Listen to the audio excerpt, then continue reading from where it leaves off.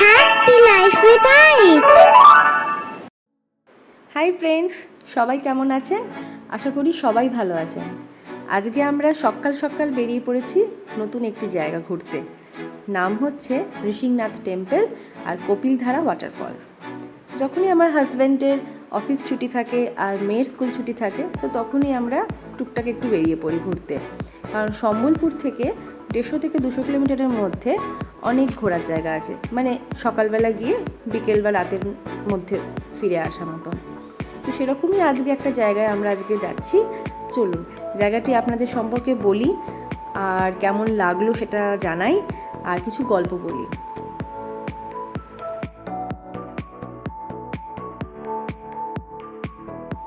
সম্বলপুর থেকে বারগার হয়ে সোহেলা 73 কিলোমিটার, তারপর সোহেলা থেকে পদমপুর হয়ে নৃসিংহনাথ 87 কিলোমিটার, টোটাল 160 কিলোমিটার অতিক্রম করে আমরা পৌঁছেছিলাম নৃসিংহনাথ মন্দির। আমরা সকাল 7টা সাড়ে 7টা নাগাদ স্টার্ট করেছিলাম, আর 10:30 নাগাদ আমরা মন্দিরে পৌঁছে গেলাম। এই যে আমরা নৃসিংহনাথ মন্দিরে এসে গেছি। এই মন্দিরের একটি ঐতিহাসিক কাহিনী আছে। প্রায় 700-800 বছর আগে মনভোর গ্রামে হরি ও যমুনা নামে এক দম্পতি জঙ্গলে মাটি খুঁড়তে গেছিল। কুড়ালের কোপ বসাতেই মাটি থেকে এক মূর্তি তারা পায় এবং সেটি রক্ত মাখা থাকে। এই সব দেখে দুজনে ভীষণ ভয় পেয়ে যায় এবং নিজেদের গ্রামে চলে আসে এবং সবাইকে বলতে থাকে। তাতে এক চাঞ্চল্যের সৃষ্টি হয়ে যায় সারা গ্রামে। গ্রামে গ্রামে কথাটা পৌঁছে যায়।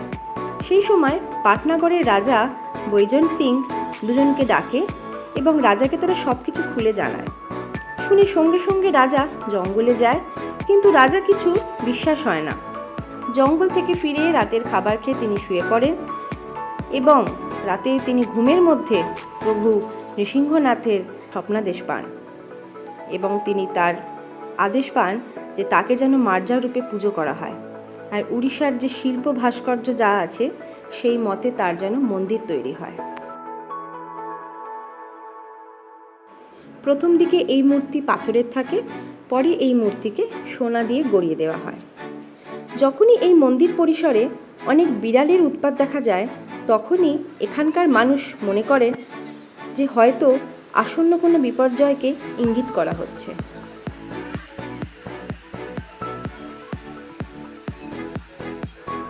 আপনাদের এইখানে আরেকটা গল্প বলি। এই যে পাহাড় দেখতে পাচ্ছেন চারিদিকে, এটি কথিত আছে রামায়ণে হনুমানজি যখন হিমালয় থেকে গন্ধমর্দন পর্বত নিয়ে আসছিলেন, তখন তার কিছু অংশ এখানে এসে পড়ে। তাই এখানকার মানুষ এই পাহাড়টিকে গন্ধমর্দন পর্বতই বলে থাকে। এখানে সঞ্জীবনীর হদিশ পাওয়া গেছে কিনা আমার জানা নেই, তবে শুনলাম যে অনেক ভেষজ উদ্ভিদ আছে, মানে প্রচুর ভেষজ গাছ পাওয়া গেছে এখানে।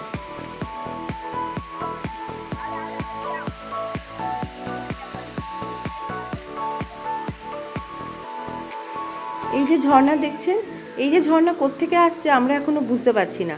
মনে হচ্ছে কপিলধারা যে ওয়াটারফলস আছে সেই মেন স্ট্রিম থেকেই আসছে।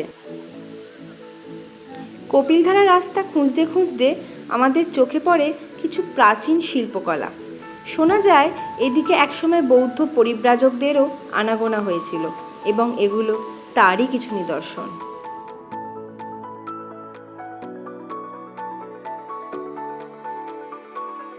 এই যে কপিলধারা যাওয়ার রাস্তা পাওয়া গেছে, মাত্র 4 কিলোমিটার, কিন্তু যেহেতু রাস্তা প্রচণ্ড খারাপ তাই আমাদের পৌঁছতে ভালোই সময় লেগেছে।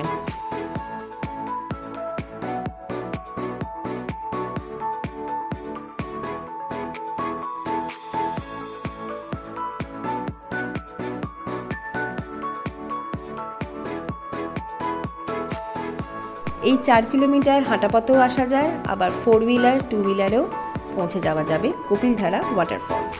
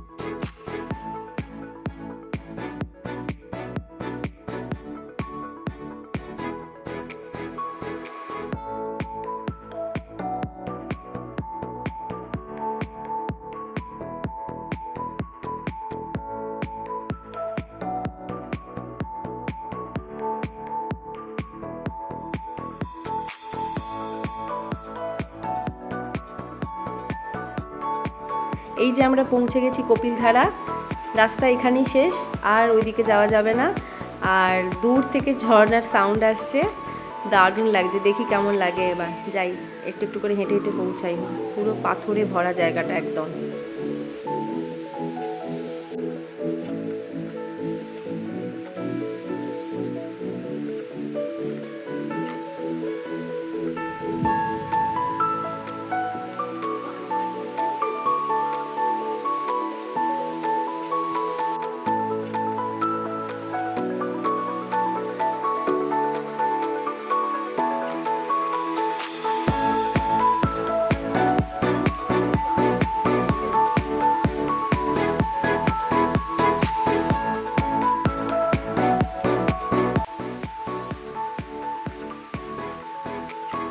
খুব সুন্দর এই ফলসটা দেখতে লাগছে। আমরা এই নিচে অনেকক্ষণ বসেছিলাম, আর ঠান্ডা একটা পরিবেশ, ঠান্ডা একটা হাওয়া দিচ্ছে, আর এই যে জলের যে ছিটেটা গায়ে লাগছিল, ভীষণ সুন্দর লাগছিল। খুব ভালো লেগেছে আমাদের কপিলধারা ওয়াটারফলস। আমার মেয়ে, আমি আর আমাদের যে দুজন বন্ধু গেছিলো, তারাও ভীষণ এনজয় করেছি। আর আমরা চানও করেছি। চান মানে আমরা ঠিক মাথা ভেজাইনি, বাট আমরা জলে একটু নেমেছি। আর জল প্রচণ্ড ঠান্ডা ছিল। জল উপরে কোত্থেকে আসছিল জানি না, মার্চ মাস, যথেষ্ট গরম হয়ে যাওয়ার কথা, কিন্তু প্রচণ্ড জল কনকনে ঠান্ডা ছিল।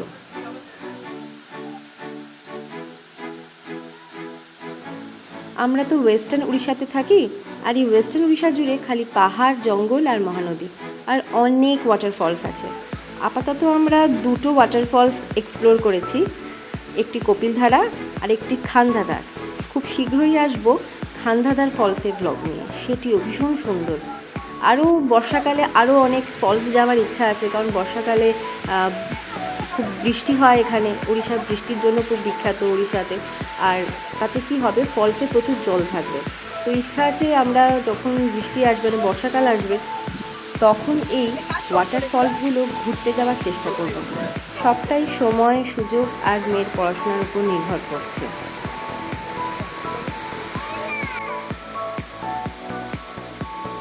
যারা এই ওয়েস্টার্ন উড়িষ্যার ডিস্ট্রিক্টগুলির মধ্যে থাকেন, তারা অবশ্যই একবার কপিলধারা দেখতে আসবেন, দারুণ লাগবে। ওয়ান ডে ট্রিপের জন্য একদম পারফেক্ট প্লেস।